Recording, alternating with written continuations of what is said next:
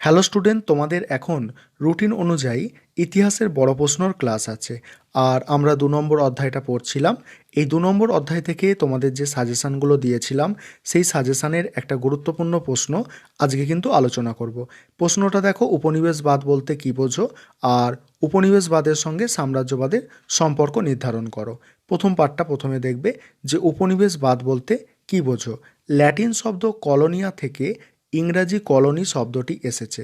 কি বললাম? ল্যাটিন শব্দ কলোনিয়া থেকে ইংরেজি কলোনি শব্দটি এসেছে। কলোনি কথাটির বাংলা প্রতিশব্দ হলো উপনিবেশ। উপনিবেশ কথাটির মূল অর্থ হলো মানব সমাজে স্থানান্তরিত একটি অংশ। ভালো করে বুঝবে কি বলা হলো, যে উপনিবেশ কথাটির মূল অর্থ হলো মানব সমাজের স্থানান্তরিত একটি অংশ। খুব সাধারণ ভাষায় লেখা আছে, দেখো এবারে বুঝতে পারবে।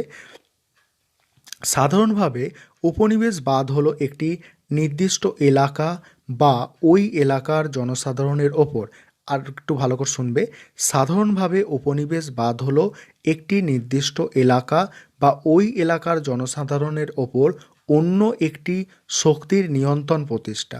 অন্য একটি শক্তির নিয়ন্ত্রণ প্রতিষ্ঠা। যেমন 1947 সালে ভারত স্বাধীন হওয়ার আগে পর্যন্ত আমাদের ওপর ইংরেজরা নিয়ন্ত্রণ প্রতিষ্ঠা করেছিল।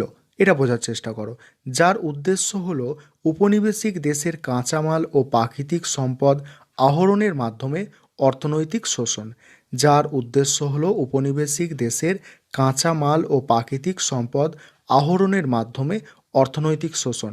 ঠিক একইভাবে ইংরেজরা আমাদের মানে কি কাঁচামাল সংগ্রহ করে নিয়ে যেত, প্রাকৃতিক সম্পদ নিয়ে যেত, এইভাবে আমাদের অর্থনৈতিক শোষণ করত। উপরন্তু উপনিবেশ স্থাপনকারী দেশের স্বার্থে উপনিবেশের বাজার ব্যবহার এবং উপনিবেশে নিজের দেশের রীতিনীতি সংস্কৃতি, দেখো নিজের দেশের রীতিনীতি সংস্কৃতি এবং জীবনযাপন পদ্ধতির বিস্তার করা। তাহলে কি বলছে? নিজের দেশের রীতিনীতি সংস্কৃতি এবং জীবনযাপন পদ্ধতির বিস্তার করা। এবারে দেখো, 19 শতকে ইউরোপের শক্তিশালী দেশসমূহ অর্থাৎ ইংল্যান্ড, ফ্রান্স, জার্মানি, রাশিয়া প্রায় সমগ্র পৃথিবীকে তাদের উপনিবেশে পরিণত করেছিল। এই কয়েকটা দেশ সমগ্র পৃথিবীটাকে উপনিবেশে পরিণত করেছিল। এবারে দেখো উপনিবেশবাদের সঙ্গে সাম্রাজ্যবাদের সম্পর্ক। প্রথমে আমরা সাদৃশ্য দেখে নেব। সাদৃশ্য মানে কি? মিল। অর্থাৎ উপনিবেশবাদের সঙ্গে সাম্রাজ্যবাদের কি কি মিল আছে।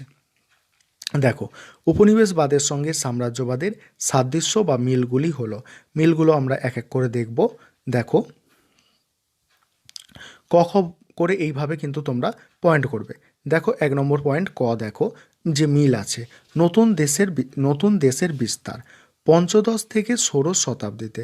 এটা একটা ছোট্ট ড্যাশ আছে, মানে থেকে পঞ্চদশ থেকে ষোড়শ শতাব্দীতে ভৌগোলিক আবিষ্কারের সূত্রে নতুন আবিষ্কৃত দেশগুলির সঙ্গে বাণিজ্য বাড়াতে থাকায় দেশগুলির উপনিবেশ পরিণত হয়। তাহলে আরেকবার শোনো এই পয়েন্টটা কি বলা হচ্ছে, যে পঞ্চদশ থেকে ষোড়শ শতাব্দীতে ভৌগোলিক আবিষ্কারের সূত্রে নতুন আবিষ্কৃত দেশগুলির সঙ্গে বাণিজ্য বাড়াতে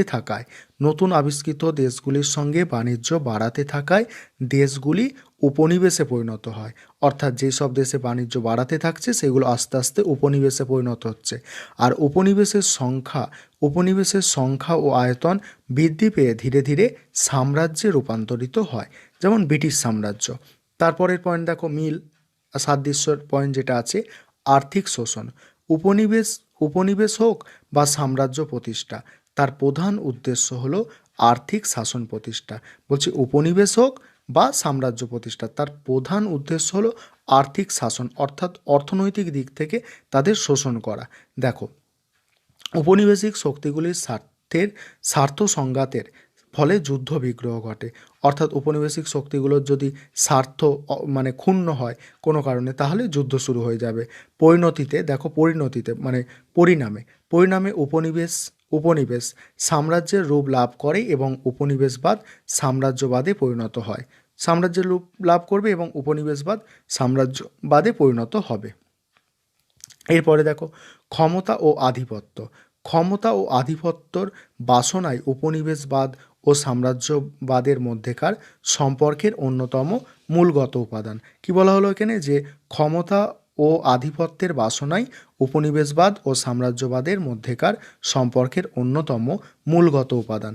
এবারে বৈসাদৃশ্য অর্থাৎ উপনিবেশবাদের সঙ্গে সাম্রাজ্যবাদের যেসব পার্থক্যগুলো আছে সেই পার্থক্যগুলো আমরা দেখে নেব। দেখো, 1 নম্বর পার্থক্য কি আছে, ধারণার প্রাচীনত্ব। উপনিবেশবাদের ধারণা সাম্রাজ্যবাদের থেকে নতুন, অর্থাৎ উপনিবেশবাদ একটা নতুন ধারণা। পণ্ডিতদের মতে সাম্রাজ্যবাদের ধারণা বহু প্রাচীন, মানে অনেক আগে থাকতে সাম্রাজ্যবাদের ধারণা চলে আসছে। তারপরের পয়েন্ট দেখো, পরের পয়েন্ট আছে রূপভেদ। ঠিক আছে, রূপভেদ। উপনিবেশবাদের কোনো রূপভেদ নেই। উপনিবেশবাদের কি কোনো রূপভেদ নেই। অর্থনৈতিক সাম্রাজ্যবাদ, সামরিক সাম্রাজ্যবাদ, সাংস্কৃতিক সাম্রাজ্যবাদ ইত্যাদি হলো সাম্রাজ্যবাদের রূপভেদ, অর্থাৎ সাম্রাজ্যবাদের কিন্তু রূপভেদ আছে, অর্থাৎ বিভিন্নতা আছে। লক্ষ্য দেখো, উপনিবেশ হলো অনেকাংশে নিজের দেশের এক স্বাভাবিক বিস্তার বিশেষ।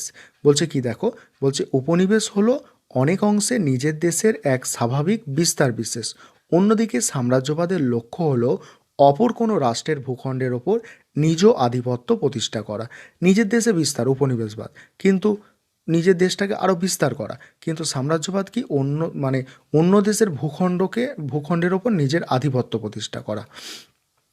তারপর দেখো, আধিপত্যের প্রকৃতি। মাতৃদেশের সঙ্গে উপনিবেশের সম্পর্ক সাধারণত ভালোবাসার হয়। মাতৃদেশ মানে যেই দেশ থেকে উপনিবেশ স্থাপন করেছে, অর্থাৎ যদি আমাদের ইন্ডিয়ায় উপনিবেশ স্থাপন করে ইংল্যান্ডের যে নিজের দেশ সেটা তার মাতৃদেশ, সেই দেশের সঙ্গে তার সম্পর্ক হবে কি ভালোবাসার সম্পর্ক। অপরদিকে সাম্রাজ্যবাদের ক্ষেত্রে সাম্রাজ্যবাদী শক্তিগুলি উপনিবেশের অংশ হিসাবে নয়, বিদেশি শাসক হিসাবেই নিজেদের তুলে ধরে। ঠিক আছে, যে উপনিবেশের অংশ তারা নয়, তারা বিদেশি শাসক হিসাবে নিজেদের তুলে ধরে। তারপরে দেখো, নিয়ন্ত্রণের কৌশল দেখো। উপনিবেশবাদী রাষ্ট্রের অনেক মানুষ উপনিবেশে বসবাস করে এবং উপনিবেশের রাষ্ট্র ব্যবস্থার উপর নিয়ন্ত্রণ কায়েম করতে শুরু করে।